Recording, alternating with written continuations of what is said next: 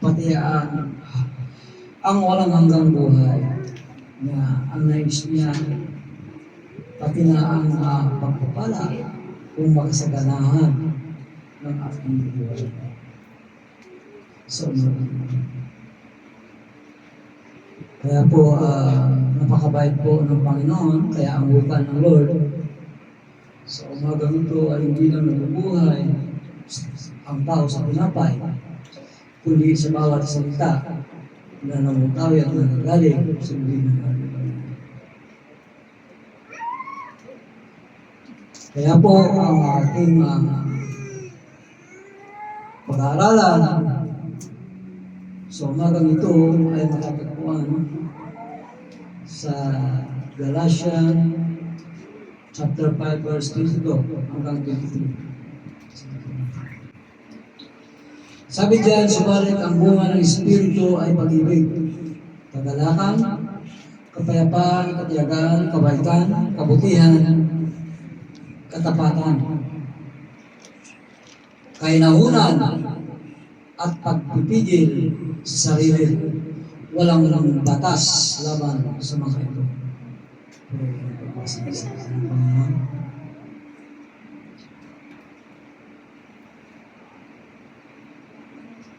Kaya sabi diyan, ang ating pag-usapan sabi diyan ay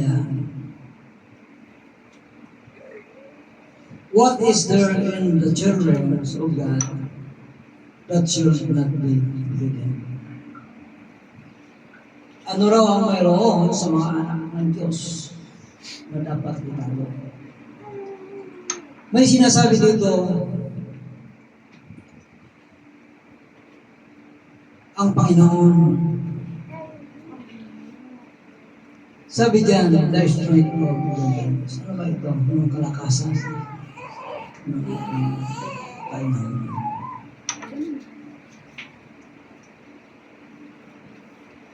Kaya sabi diyan,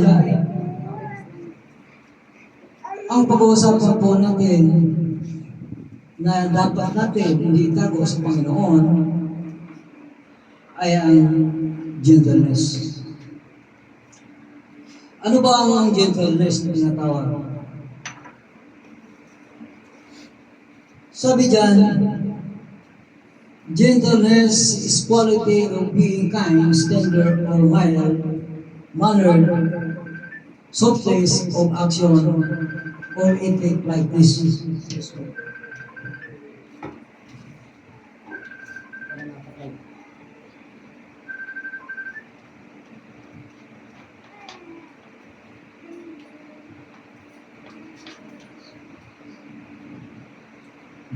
Tuloy natin. Ano ba po yung tinatawag na gentleness? Quality of being kind, tender, or mild mannered, softness of action, or ethic likeness.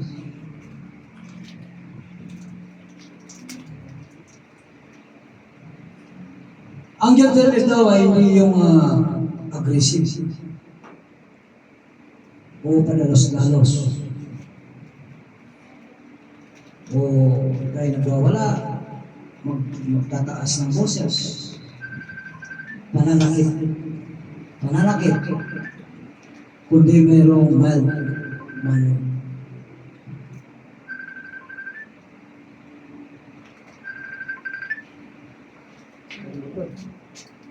Huwag mong sagutin niya. Silent.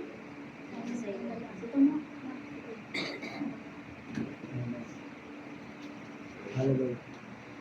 Relax. Hallelujah. Kristo. Sige.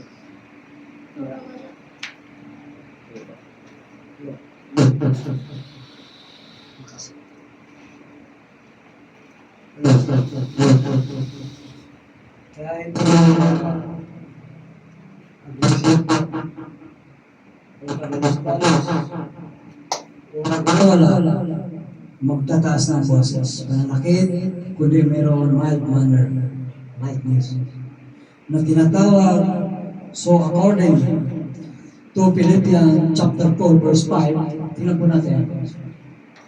Philippians.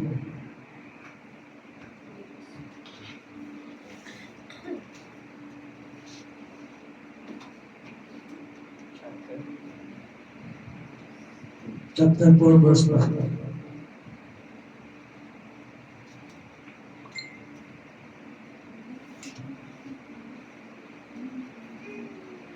Ayan. Kaya sabi dyan, ipadama ninyo sa lahat ang inyong kabutihang loob. Malapit na dumating ang Panginoon. Kaya ang sinasabi ng Panginoon, hindi naman sinasabi na kailan siya darating. Pero ang sinasabi niya, malapit na siyang dumating.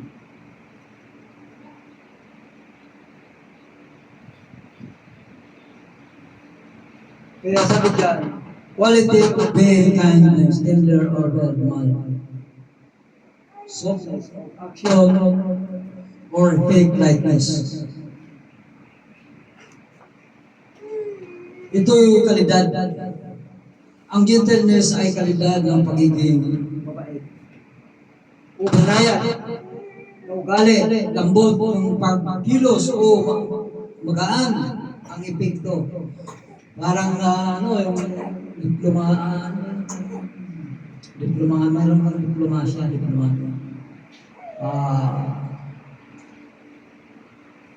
Ano tawag doon? May tawag doon eh. Smooth. May tawag si Pastor doon eh. Hindi, galit naman pero hindi approach.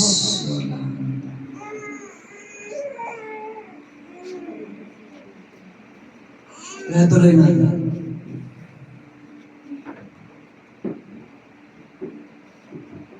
So according to Philippians 4, verse 5. So, ang sulat po ni Apostol Pablo dito ay sinabi niya sa yung mga Kristiyano sa Philippians, yung gentleness ay dapat makita ng lahat. Na malaman ang lahat ng gentleness po ay mga kapatid o kainahunan ay mayroong tinatawag na posture of humility. Posture of humility before God and before others. Ano ang ibig sabihin nun? Maging malumalay. Posture, maging malumalay sa mga pinuno. O postura ng pagkukumbaba sa harap ng Diyos at sa harap ng iba. Yan po. Posture of humility before God and before others. Yung pagiging malumalay. Postura ng pagpapakumbaba sa harap ng Diyos at sa harap ng ibang tao. Kaya po, kabaliktaran po ang posture. Kabaliktaran po ang posture ay may halong yabang. Sa pagsasalita, sa kilos, siga-siga po siya sa barangay. O kinakatakot o kabaliktaran po yun sa mga kapatid na pag sinabing posture o humility sa Diyos, ibig sabihin po ay kagalang-galang tayo sa Panginoon. Yun ang ibig sabihin. Kagalang-galang tayo sa Panginoon. Sa pagsamba, o pagsunod ng kanyang kalooban sa ating Diyos. Kaya may takot na hindi yung parang mas magaling pa tayo sa Panginoon. Diba? Meron na ganun.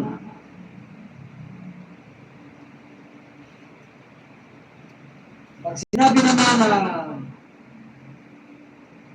pag sinabi po posture o humility sa tao, ang ibig sabihin, nakikita tayo na mayroon tayong pananampalataya. Meron tayong pananampalataya. Tayo sa mga sumasagot, Di ba? May kainaunan. Pag sumasagot tayo, kailangan mayroong kainaunan.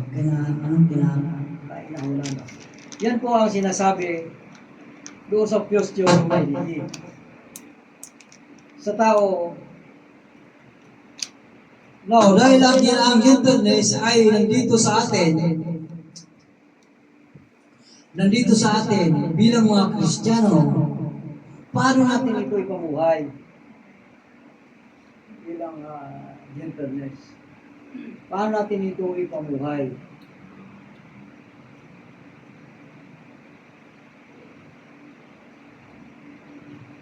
So, mayroon po tayong tinatawag na 8 bagay na dapat natin maintindihan. Ang una, yung moderation in speech. Ano itong moderation in speech? Be gentle sa pagsasalita. Dapat malaman tayo na relax lang. Huwag pabigla-bigla. Relax. Pinag-iisipan ang sinasabi. Huwag basta-basta mag-uusga. Diba? Meron dyan nanguhusga ka lang. Sabi nga, di gali magalit, huwag lang manghusga. Hindi pa nga husga ka lang. Ha? Mahirap yun.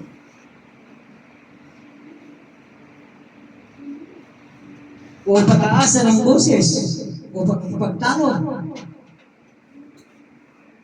At be gentle. Kailangan sa mga manalita. Kailangan be gentle tayo sa panalita. Yung pangalawa ay pagiging malumalay sa mga pinuno. Be gentle as the leaders. Be gentle as the leaders. Be gentle As leaders. Ayan. Maging malumalay tayo sa mga pinuno, lalo na sa Romania, diba? Sa trabaho. So, ang ibig sabihin, hindi pwede, kailangan na magi tayong boss. Para tayong boss. Di ba mayroon gano'n? Parang ikaw ng boss. Di mo kailangan bumulyaw, umanigaw, magpahiya ng mga members. Oh. But be gentle para hindi sila matakot sa iyo. Kailangan be gentle pa para hindi sila matakot sa iyo. O hindi sila mailang sa iyo. Pagpo sila ay mamalasakit pa sa iyo. Pangatlo, you need to be good at work. Be gentle sa trabaho. Private man yan o government. Government yan, maganda po. Ang mga kapatid ang kilala bilang matulungin. Maasikaso, malalapitan, napapahingahan. Maaari may sinasabi ng mabuti. Sabi ng iba, mabuti na lang.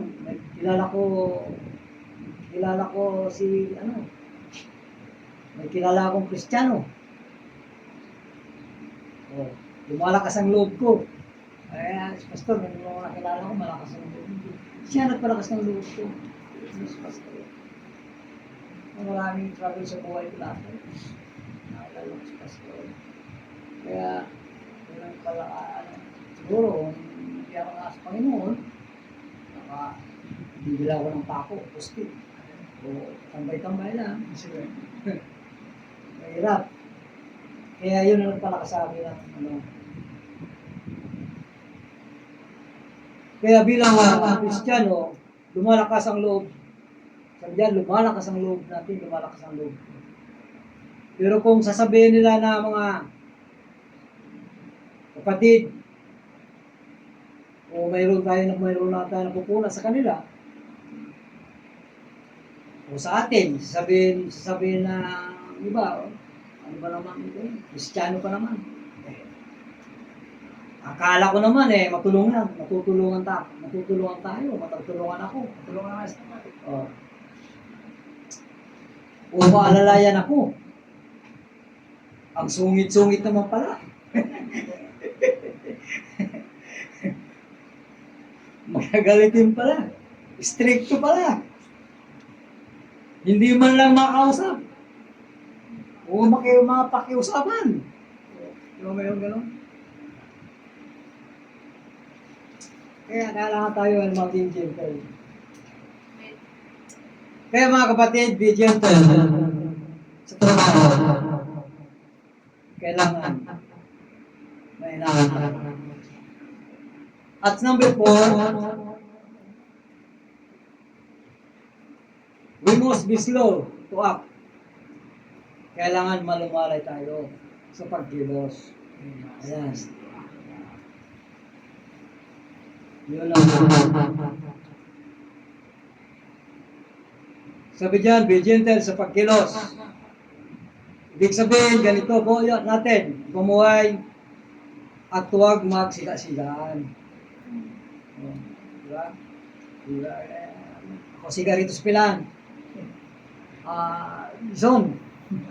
Ako, hindi ka makakapil, hindi ka nagbutaw ha. Ako ang masusunod dito ngayon. Ay. Parang siya na boss. Matapang.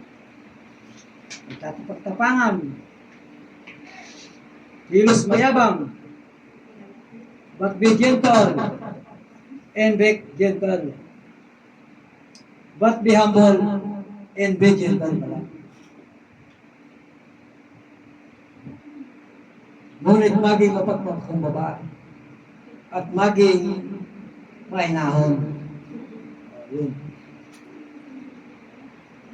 But be gentle, but be humble, and be gentle. Yan po mga kapatid kung paano natin pamuhay yung gentleness. At yung panglima, sabi dyan, you need to be slow in answering. Kailangan ay laging malumalay ka sa pagsagot.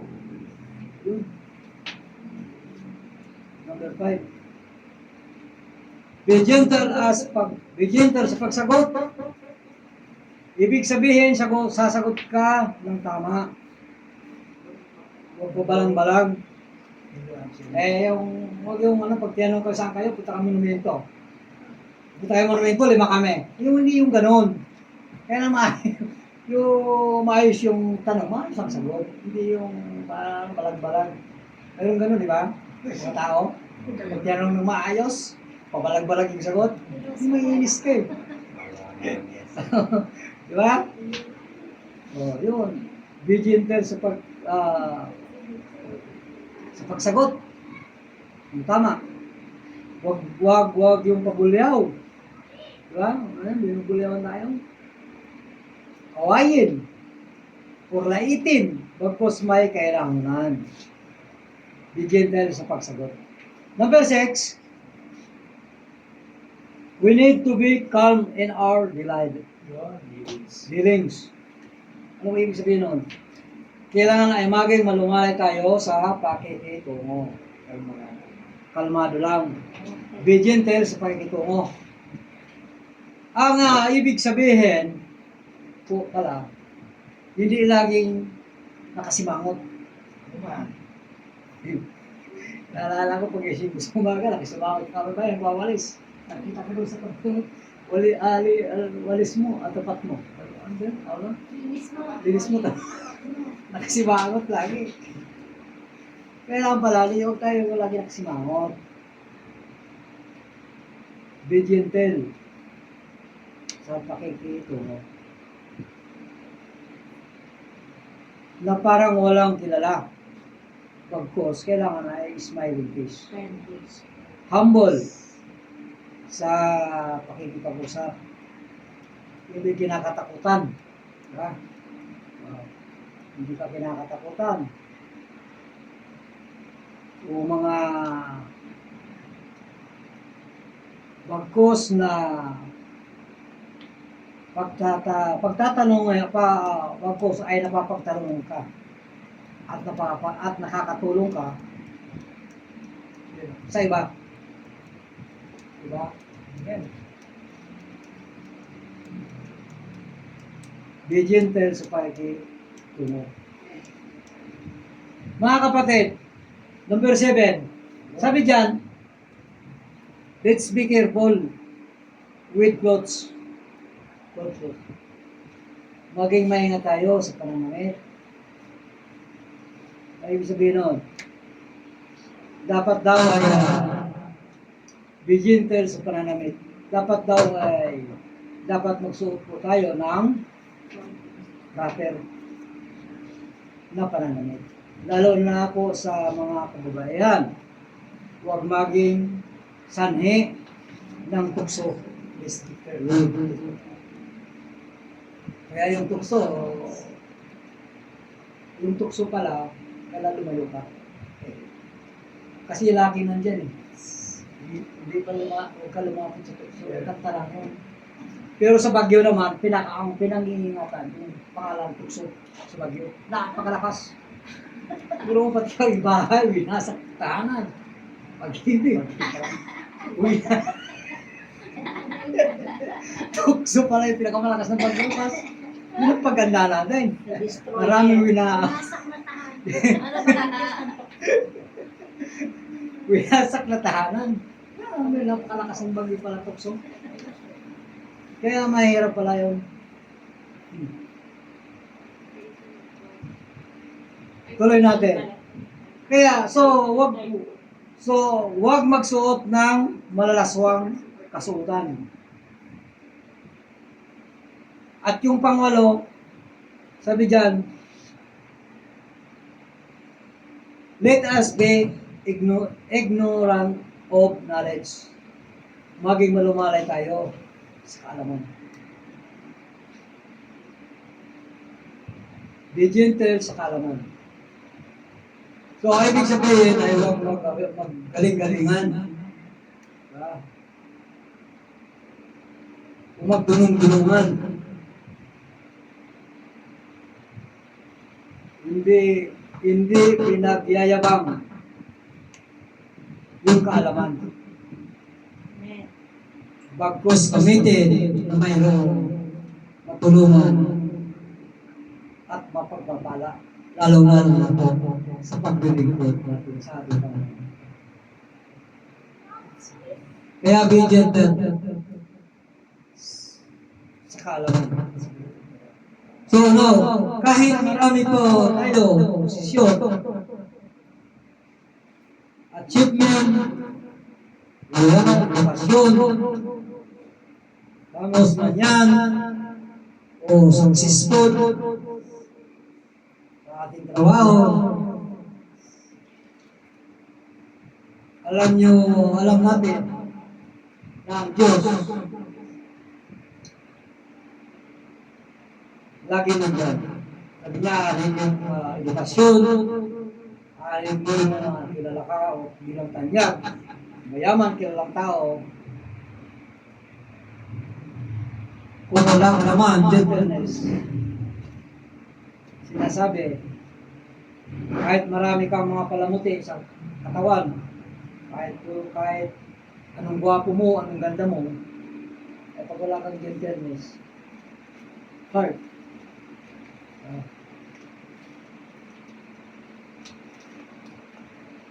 Kung wala tayong gentleness, gentleness heart, hindi tayo katanggap-tanggap sa ating Panginoon. Ito yun. Dahil ang sabi po sa una Pedro, chapter 3, verse 3, hanggang po, basahin po natin. Una Pedro.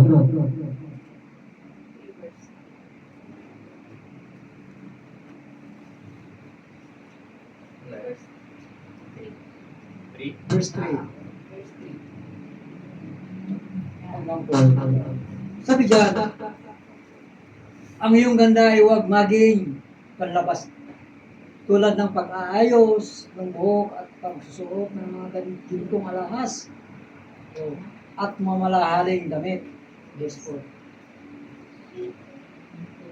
Sa halip, pagyamanin ninyo ang kagandahang loob, ang kagandahang nakatago sa puso, ang kagandahang walang bukas, na likha ng maamo at mapayapang diwa, na lubhang mahalaga sa mata ng Diyos. Amen. Kaya ito palang gentleness, mga kapatid, maamo. Ito palang gentleness, ito palang nasa loob ito. Ito pala yung ganda ng ating kalooban. So, hindi ibig sabihin ay hindi na tayo mag-ayos ng kalooban o postura o hindi naman pinagbabawal na magsuot ng magagandang damit. Nais ipaliwanag dito, mga kapatid, na na pagyamanin natin yung kagandang loob na natago dito sa ating puso. Yung ganda ng loob ng ating puso. Yun ang ating pangawakan. Kaya may sinasabi diyan sa English, sa 1 Peter 3:4, English. Sabi diyan, for rather let be the hidden person of the heart with the corruptible beauty of gentle and in quiet spirit, which is very precious in the sight of God. Ano sa Tagalog? Tagalogin natin.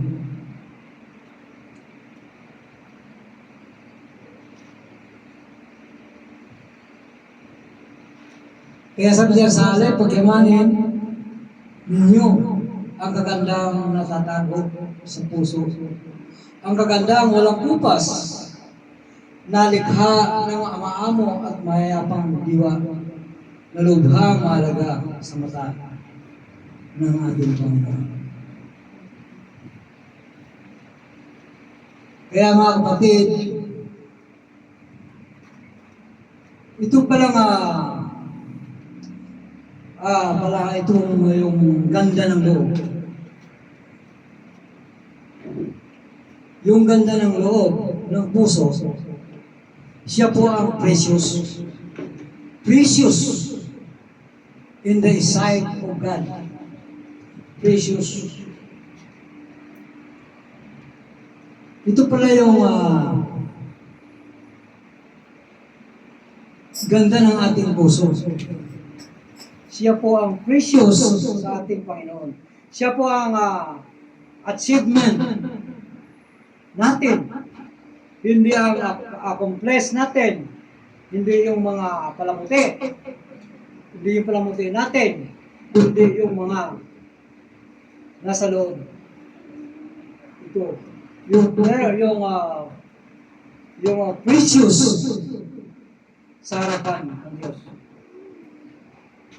Napakaganda kung nandito yan sa puso natin yung tinatawag na gentleness.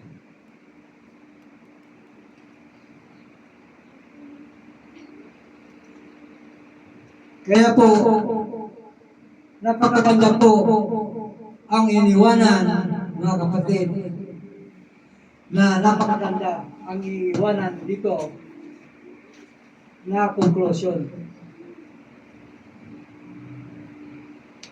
Sabi dyan, mga kapatid, napakaganda at lalong-lalo na makikilala si Jesus. at ang kanyang mga salita, kung makikita ng mga tao na tayo ay may gentle sa atin. Tandaan natin na ang gentleness ay nasa mga mananampalataya. Nasa mananampalataya na raw ang gentleness. Na dahil nasa atin ang Holy Spirit, nandito rin ang bunga ng banal na Espiritu.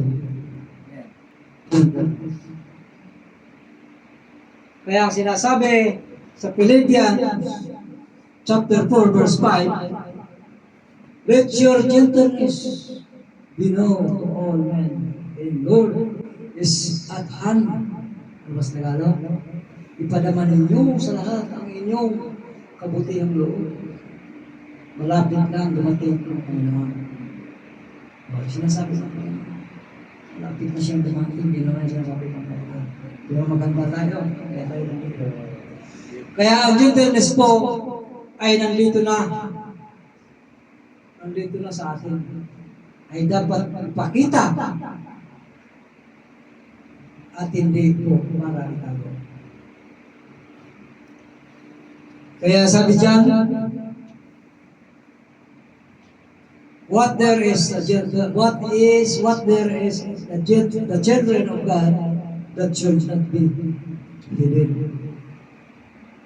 Ano raw ang mayroon sa mga anak ng Diyos na mayroon dapat itago. Ito nga ay ipakita. Ipakita. Ipakita natin yung gentleness. Kaya napakaganda na po ang pagsunod sa kalooban ng Panginoon. Kaya mayroon tayong tinatawag na strength of deliverance.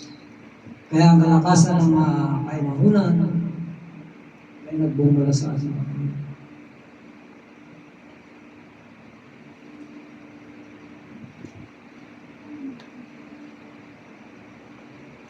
Kaya po tayo ay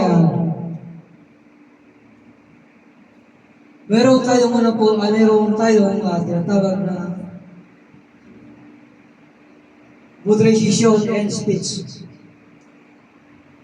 Yung pagiging maya sa pagsasalita. At ang pangalawa, maging mga lumalay sa mga pinuno. At pangatlo, you need to be good at work. At yung pang-apat, we must be slow to act. Kailangan malumaya lang tayo sa pagkilos. At ngunit maging mapagpapakumbata. At maging may hinahon. At panglima, you need to be slow and answering. Kailangan ay laging malumalay tayo sa ating pagsasagot sa kapwa. At pang-anim, we need to be calm in our dealings. Kailangan ay maging malumalay tayo sa pakikitungo sa ating kapwa. At ang pang-pito, let's be careful with approaches. Maging maingat tayo sa pananamit. At panghuli, wakas, let us be ignorant of knowledge. Maging malumalay tayo sa ating kaalaman. Tayo po ay manalangin. Lord, maraming salamat Panginoon sa Panginoon. Binuksan mo po, Panginoon, ang aming pustis upang pag-aaral ng iyong pagsalita. So, Lord, puspusin mo, Panginoon, ang aming mga pustis, Panginoon, na salita. At para magamit ito, Panginoon, sa iba. At makapag-share mo, Panginoon, ang iyong mga salita, Panginoon. Lord, tulungan po kami na maging matatag at tapat sa kabila ng mga pagsubok sa amin. Lord, maraming salamat sa pagkatapag mo, Panginoon. Sapat. Ito'y mananatiling Panginoon sa aming mga buhay ng Panginoon. Lord, maraming salamat Panginoon sa umagang ito Panginoon na dinako mo kami upang sa lugar na ito pag-aralan ng mga Hallelujah. At ito'y para maitatak sa aming mga puso. At pagbulay-bulayan Panginoon ang iyong mga salita sa umaga. Lord, maraming salamat Panginoon. Dahil Panginoon, nakilala ka namin. At ikaw Panginoon, ang kasama-sama namin. Wala nang iba Panginoon. Ikaw Panginoon ang makapangyarihan sa lahat. Sapagkat sa iyo Panginoon, nagmumula ang lahat ng mga bagay. Walang may tatago Panginoon. Kaya Panginoon, mabigyan sa lahat ng mga bagay, sa mga panahon. Ibuhay mo Panginoon ang iyong pagpapamahal ang mga laban natin, ang bawat isa sa pagpapamahal. Ang dila namin, Panginoon, ay walang buto. Madaling makasama. Panginoon, ibuhay mo Panginoon ang iyong banal na ang aming dila. Sa mga pagsasalita, Panginoon. Sa mga sakit, Panginoon. Lord, maraming salamat, Panginoon. Nawa Panginoon, ito'y magagamit namin Panginoon. Sa araw-araw ng aming buhay. Karunungan magmumula sa iyo. Lord, maraming salamat Panginoon sa umaga ito. Na pinangulala mo sa amin ang iyong mga salita. Muli na naman kami mga puto. At mapag-aralan ng aming mga salita. Pagkat ito ay Para sa amin ng aming mundo. Nawa po ito'y magamit namin sa aming araw-araw ng buhay. At ikaw, Panginoon, ang aming kasama pa. Sama-sama, Panginoon. Sa oras-oras ko hindi mo kami pinakapit. Lord, maraming salamat, Panginoon. Ikaw na po ang magwalhati ng lahat ng aming gawain sa umagang ito. Upang lubos namin ang lahat ng mga gawain. Pati ang hindi pa namin nakunan. Ipaalala mo sa amin mga puso at puso ang iyong banal na salita. Para sa amin sa araw-araw na kayo. Lord, maraming salamat. Dahil pinaalala mo naman sa amin ang iyong pagkakas, ang iyong pag-ibig sa mga asawa ng Panginoon. Hindi kami nag-iisa. Sapagkat ikaw, Panginoon, ang lagi namin kasama. Walang imposible. Walang imposible sa iyo, Lord. Sapagkat ikaw ang Diyos na kapanginoon. Lord, maraming salamat. Sa mga ganito kami. Alam mo naman sa amin. Sa aming mga buhay. Panginoon. Dahil sabi mo, Panginoon, ang iyong mga anak Ay nandyan lagi. sa iyo pa rin. Sapagkat ako ay nandiyan sa puso ninyo. Dahil nandiyan ako sa puso ninyo, ay maraming blessing ang makakamit ninyo. Hindi lang kalakasan,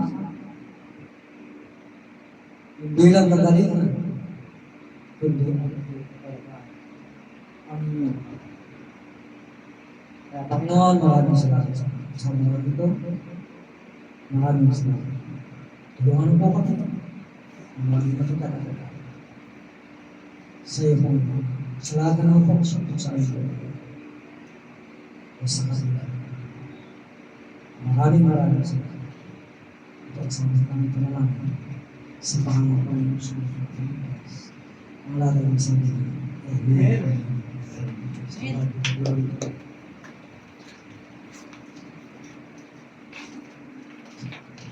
Amen.